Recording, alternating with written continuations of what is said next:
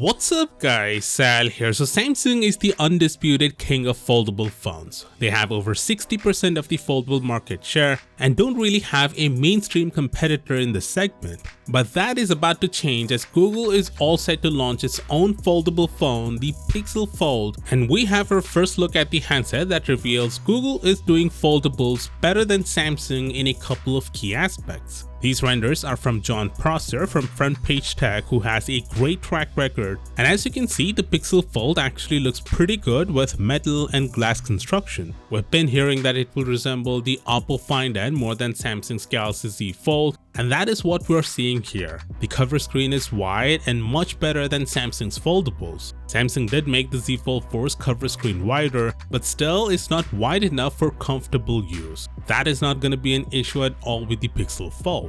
The cover screen measures 5.78 inches according to display analyst Ross Young. Now the second area where the Pixel Fold is better than the Z Fold 4 is the camera. As you can see, it has a triple camera setup and it looks pretty much identical to the one on the Pixel 7 Pro. John Prosser didn't reveal the specs, but it's safe to bet there's a periscope zoom camera out there as well. Samsung has been making foldables for 4 years now and they still haven't included their best camera setup on their most expensive phones yet, which is quite a shame. Glad Google is not doing the same mistake. Now here's what things get a little weird. The Pixel Fold has gigantic bezels inside, and hey Google, 2016 just called, they want their bezels back.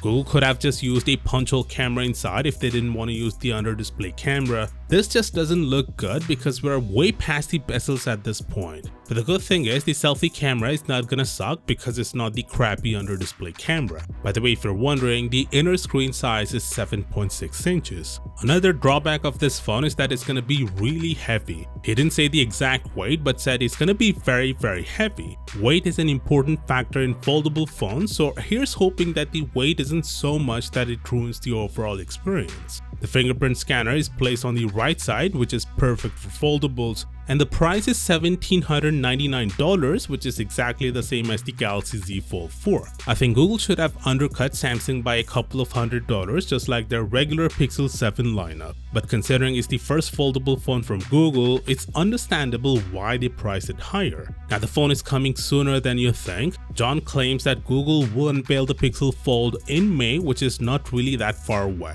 I'm actually pretty happy that Google is entering the foldable segment, as this will increase the competition and that will lead to better foldable phones from every company, and it will also bring their exorbitant prices down. Google will also launch the Pixel 7a in May, and it's already turning out to be the best phone in its class. To know more, click here, and I'll see you tomorrow. Peace out.